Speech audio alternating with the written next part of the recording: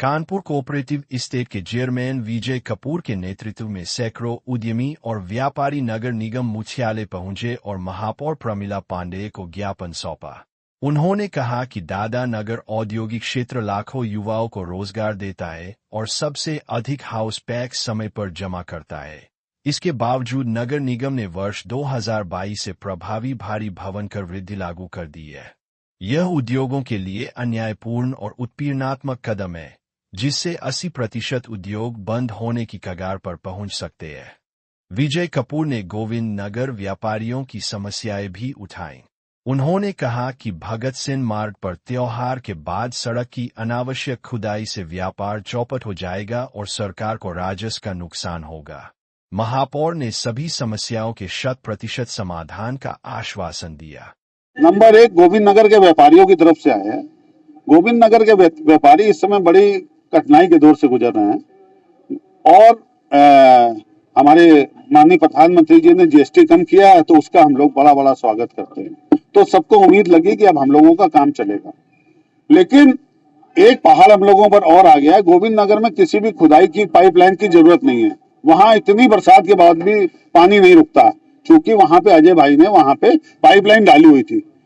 गोविंद नगर के व्यापारी कहते हैं कि क्यों पाइपलाइन दोबारा पड़ रही है, जब पाइपलाइन अंदर पड़ी हुई है, बहुत पड़ी और बड़ी पाइपलाइन पड़ी हुई है, तो अब छोटी पाइपलाइन को बड़ी निकाल के डाली जा रही है भैया।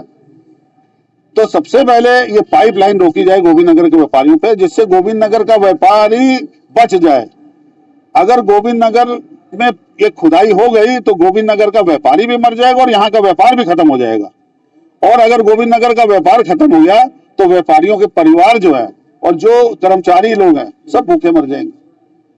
तो मेरा ये महापौर जी से निवेदन है कि गोविंद नगर के व्यापारियों को ध्यान रखते हुए वो जो टेंडर नगर निगम, नगर पालिका का और जल निगम का है, जो खुदाई का है, उसको कैंसिल किया जाए। नंबर 2, मैं दादा नगर और कानपुर के उद्यमियों की तरफ से महापौर जी के पास आया हूँ। महापौर जी से निवेदन करने आया हूँ कि अप्रैल तक हम लोगों का टैक्स पूरा जमा है। अप्रैल के बाद अचानक नील दिखने के बाद मई में 18 लाख, 20 लाख, 25 लाख रुपया सबकी उसमें दिखने लगा, टैक्स और नोटिस आ गए। उन्होंने कहा कि 2022 में हम लोगों ने सर्वे करवाया था, हवाई सर्वे, तो हवाई सर्वे में आप लोगों की टैक्स बढ़ गया था। तो हमारा ये निवेदन है कि एक तरफ मोदी जी और योगी जी छोटे उद्योगों को बढ़ावा दे रहे हैं, दूसरी तरफ मुझे लगता है कि नगर निगम की ना जानकारी होने की वजह से ये अधिकारी लोग जो हैं ये हमारे उद्यमियों का शोषण कर रहे हैं।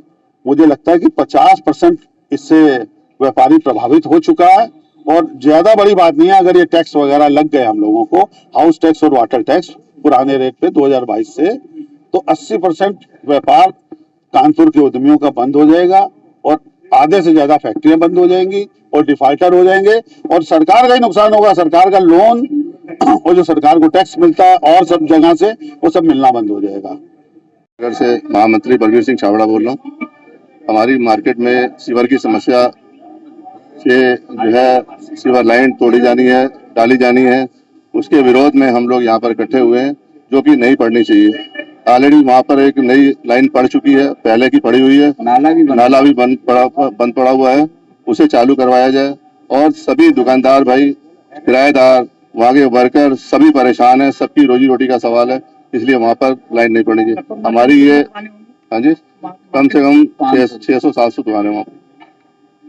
हम लोगों ने विरोध भी किया था कि बहिष्कार करते हैं, उसके लिए हम लोग जगह जगह पे बैनर लगाए थे।